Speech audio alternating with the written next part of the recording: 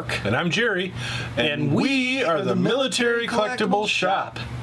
So, Jerry, what do we have for today? Today, Mark, is a little departure from our usual and customary of what we got in. We actually recently picked up a Civil War collection. Civil War? Ah, that's cool. I like Civil War. Wow. You sure do. Well, that's because your great-great-great-great-great-great-great-grandfather, Zebediah Mudek, fought for the South Milwaukee Confederates. Unfortunately, he was the only man in the unit, and the unit was quickly overcome. All right. But no, well, we don't deal a lot with Civil War items, mainly because we just don't see them this far north. I don't know, but Wisconsin's like almost by Canada. I don't know if you've looked at a map lately. Little strip of Michigan in there, but Canada's up there somewhere. So we don't see a lot of Civil War stuff, although Wisconsin has had a very rich tradition of Civil War history. We just don't see a lot of remaining artifacts. We'll see some of the swords, some of the tin types, but not a lot of uniforms or things like that. Yeah. Really? But we just got in a collection of Civil War weaponry. So a really interesting smattering of different things, and some things, and again, not often seen by us. So the nice thing about it is, well, we are certainly not experts on everything. Or some of you are saying experts on anything. We do know people who are. So it's not what you know, it's who you know and what they know, Yeah. Okay. All right. So, hey, let's share some of this stuff with our friends. All right. Should we just start with this? It's a conversion. It's a star conversion. Oh, that's neat. Mark, can you tell us what a conversion means? It means this used to be a flintlock rifle. Nope, flintlock musket. And, Mark, what's the difference between a rifle and a musket? Rifles have little twists in the barrel, and muskets are smooth bore. The rifling, the projectile goes a lot straighter than on a musket, and the muskets, they're horribly inaccurate. I mean, they're good for close range. That's why they met in the battlefields all lined up, so there was a chance of hitting somebody. Okay, back to the conversion. What's a conversion? It means it started its life out as a flintlock, and since the flintlocks, Mark, what's a flintlock? A flintlock uses a piece of stone that goes against a strike plate, creating a spark, and it sets off a little black powder in the pan, which is attached to the barrel, and it discharges the barrel. It's kind of... It seems archaic to use stone to fire a gun. Yeah, and also you can't really have battles in the rain, and then... I'd be all for that. All right, we're gonna attack. Okay, so what does the percussion do? Well, the percussion, it actually, I'm not gonna cock it. It's a little cap that fits on the end of this nipple, and the hammer comes down and hits it, and it has a little bit of some type of a powder in it that's like hardened, whatever, and it explodes, and then that creates a fire that goes in and sets off the charge inside of the barrel. Kind of like a primer on a bullet shell. Yes, exactly. A primer and a bullet shell. It was a lot easier to fire than the flintlock. If you ever fired a flintlock, there's sometimes a horrible hang fire. I mean, you squeeze the What's a hang fire? It means it doesn't discharge immediately. So you can be pointing at a target, and all of a sudden, poof, you get a flash of powder in your face, and then it goes off. And it seems like in an eternity, it might only be a hang fire of 2 seconds, but it's like it seems like a lot of time because I have fired flintlocks and I just noticed that. It was Well, you're very old. yeah. Yeah, that's true. Okay, so that's cool. So it's an older rifle. When's it from? Is it dated at all? 1836. Oh, okay. So a very early rifle that was refitted that now identifies. I did it again. Musket.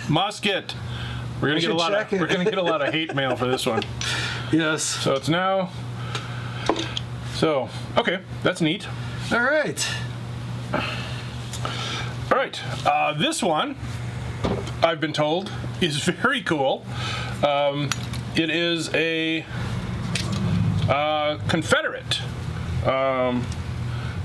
Insert banjos playing here. Richmond musket. So I'm assuming it was made in Richmond. Oh,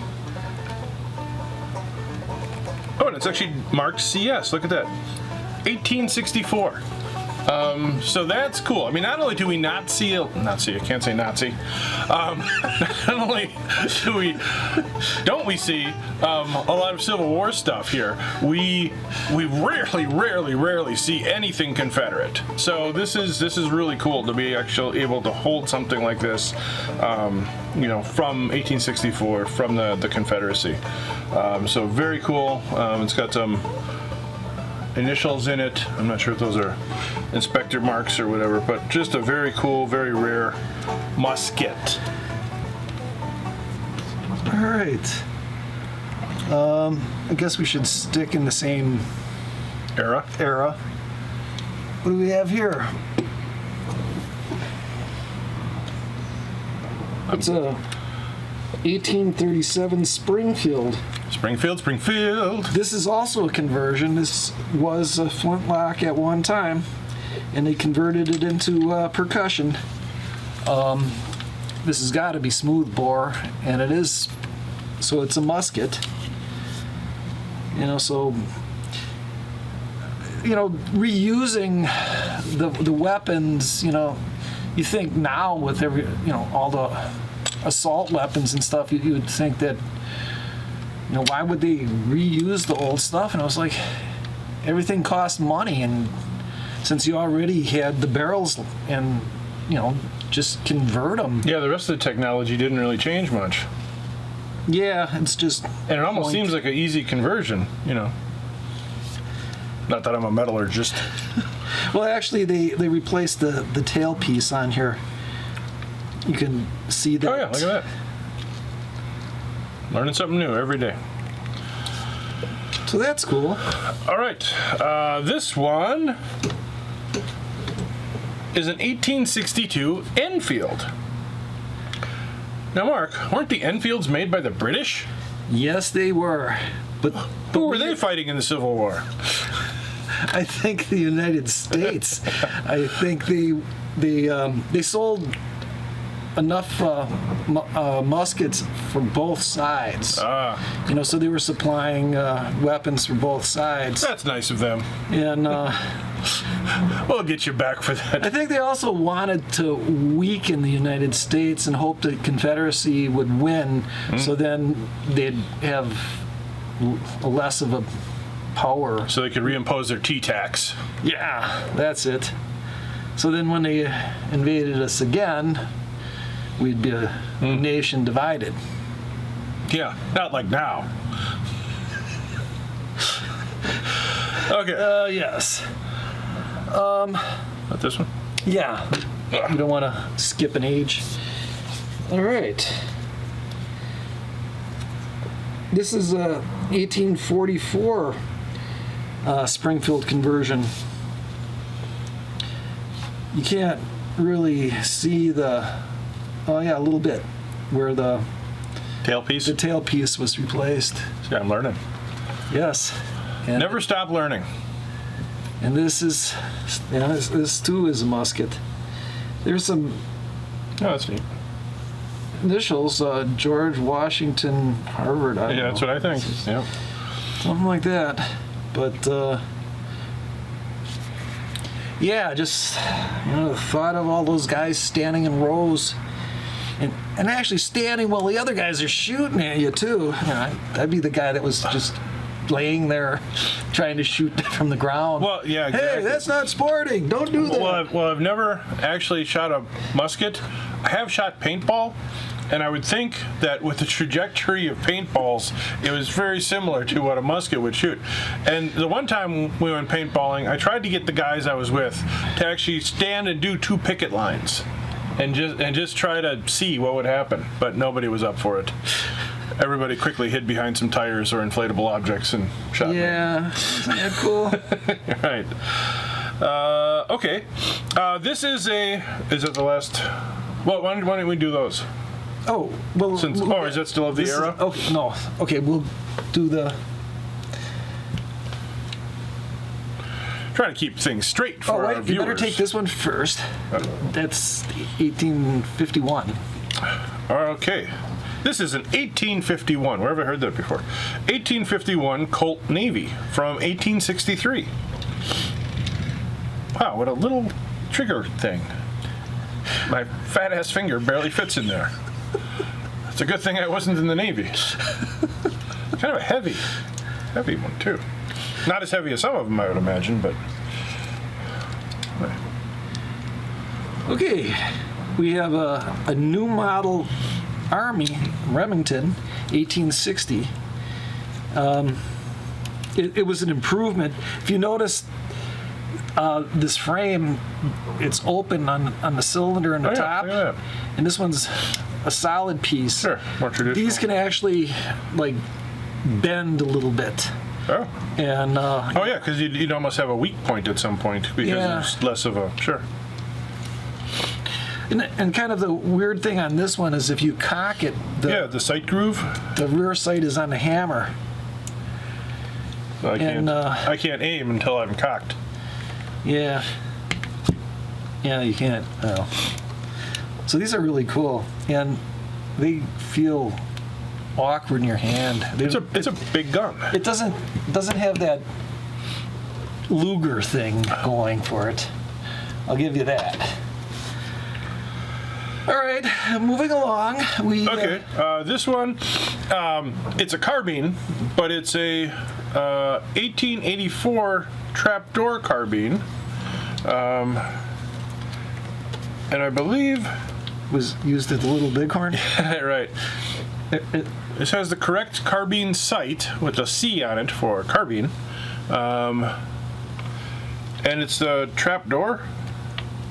Yes. Shit. Yeah. Let's have Jerry. There we go. So were these I don't know who made the first breech loading. They actually there were breech loaders during the Civil War. Oh sure, yeah, like the Stars, and I don't know who made the first one. Somebody does. Yeah. But the point is, this made loading a weapon a lot easier because previously with the muskets you had to load through the barrel and tamp it down, put your powder in, put your patch in, put your slug in, tamp the whole thing down. Now this allowed you to load from breech and load in actually a cartridge. So it was a lot easier, especially when you were on horseback, to be able to do something like that. So that's why a lot of the carbines are actually used by mounted cavalry, and they have this saddle ring thing on the side. Cool. And so I have a larger one, and this is dated 1863. So what they did was, doesn't say it, but this is a 1868 trapdoor, but they reused the side plate, and since whatever parts they could use from the Civil War era to create these things, they did. So this is cool. This is for the regular guys, 45-70. And it's rifled, so the accuracy was there. And they actually, during the Spanish-American War, even though we did have some of the Craig rifles, most of the guys that were fighting were issued these. You know, so the Spanish troops had the 7mm Mauser with a 5-round box magazine, and our guys were going up San Juan Hill carrying these things. Wow. You know, it was like, well, we always had the 30-40 Craig. Well, they didn't make it out to the front lines. There's something about the thought of our military kind of holding back on the more advanced weapons, you know, so they don't fall into the wrong hands. And oh, sure. I've seen that in, I saw a picture from just post-World War I where the American troops fighting in Russia were actually issued, I believe, the 30-40 Craigs instead of the 1903 or 1917s or whatever they might have been using in World War I. So the 30-40 Craigs are kind of a nightmarish thing, too, because it opened up in the side and you dropped loose rounds in it and closed it. And it was like, loose rounds in a battlefield thing just seems like a bad idea. Okay, let's look at some swords. All right. Let's start with this jacket. Oh, sure. This is a Civil War. This is artillery. Because of the red. Yes. It's called a shell jacket. And this is the only original Civil War Piece of clothing. Yeah. Other than maybe a hat, but really this is it for us. You know, I'm sure other people have had these things, but this is just awesome, and it's in really nice shape. Yeah, a little bit of tearing, you know, to some of the material, but you know, some wear. It's actually got the inspector's marks in the sleeve, which is something you want to see. You know, just a real nice piece. And a nice color for a display. I always like the red against the blue. It was a nice looking color. So yeah, That's great. okay. This is a heavy cavalry sword saber. This is a model 1840. What's known as the wrist breaker. Oops, sorry. Oh, or the shin chopper. Because it's a real clean blade. Oh, look at that. Wow, that is clean. You see it? Can you see the temper line? Yeah. Right. 3D. Okay. But just yeah, very nice. I don't see a maker on it, but not unusual. A lot of these, you know, could have been imported from Germany or France. But still, very nice representative sword. All right. Now we have a model 1860 foot officer's sword. See what Mark did there? Oh, you can tell him? Yeah. Okay. It's got a leather scabbard. If you pull it out from the side, the leather is going to bend over. And this leather scabbard that's been intact for the last 170 years is all of a sudden going to have a kink in it. Or worse, a snap. So if you're ever at a show and you're looking at a sword, always lift vertically, never horizontally. The inclination is to pull it out horizontally. And it's fine if you're doing it with a metal scabbard. But with a leather scabbard, always go vertical. It's got something in there. It's Oh yeah, proof. But this is a pretty nice blade too. Yeah, that is. They didn't chop too many heads off of it.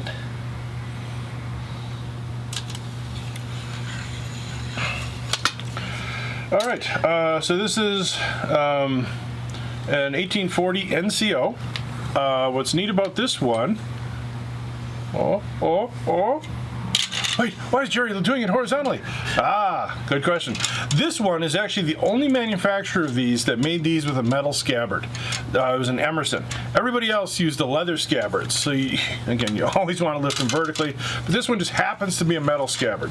But just to get in the habit, always go vertical. Let's just do that with all swords. But But these are nice because the metal scabbards tend to hold up. A lot of times you find these swords loose because over the 100-some years since the Civil War, people have been pulling them out horizontally. That wrecks the scabbards. So again, another nice blade, nicely marked, Emerson and silver, something something, Trenton, New Jersey.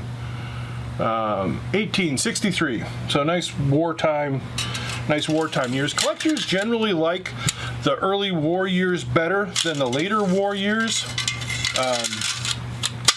So, 1861, 1862, 1863, 1864, up until 1865. Yeah, And then, if there were 3 swords, 66. grab an earlier one. Yeah, 1866, forget about it. This is another M1860 foot officer's sword, and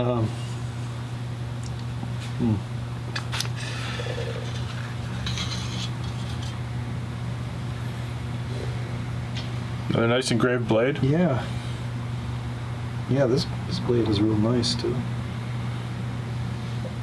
And the handle and the wrapping and stuff, it's survived for the 170 plus years. Yeah, it's amazing to think how old some of this stuff actually is. To a certain extent, we take some of this for granted, but it's really cool to be able to, hold something like this that's got such history, and is still intact. So, remember, we're all caretakers of this stuff. We need to keep it preserved and, around for the next generation. So that's part of what we do in collecting, is just gathering the stuff, keeping it from being tossed into landfills, and just save it and document it, for the next generation. Okay, this one. This is an early one. This is an 1832 foot officer's artillery sword. So this is kind of rare. Nice early, based on the Roman gladius. Et tu, Brute? Wow. So if a bunch of legionnaires show up, Right. you can fight with them. But a very nice sword with the scabbard. Now there has been looks like some repair over time, missing the staples, missing the threaded stud. But again, a very early model, in decent shape. So again, kind of a rare sword. Wow. Oh, Well, that's a lot of cool stuff. yeah. All right, so we hope you enjoyed this little departure from our usual and customary, what we normally encounter. So, thanks again for everybody who subscribed. We appreciate that. Keep subscribing. Keep watching our videos. Keep sending us questions. We've gotten a bunch of questions in. We'll be doing a question and answer period again. We've got a couple other videos coming up, so keep checking back, keep watching our channel, keep putting your stuff in our comments. Visit our website at www.militarycollectorshq.com or militarycollectibleshop.com if you can't remember that, or just Google Military Collectibles Shop, you'll find it. And if you want to find us on eBay, you can search under Mr. Jerry. That's where the stuff that ends up on eBay is ending up. Cool. Yeah. So, all right. Well, it looks like we got guys waiting outside. It looks like we better open. So, until next time, I'm Mark. I was going to say I'm Mark. I'm not Mark. I'm Jerry. Yeah. Oh, God. Okay. Until next time, I'm Mark. and I'm Jerry, and we are the Military Collectibles Shop.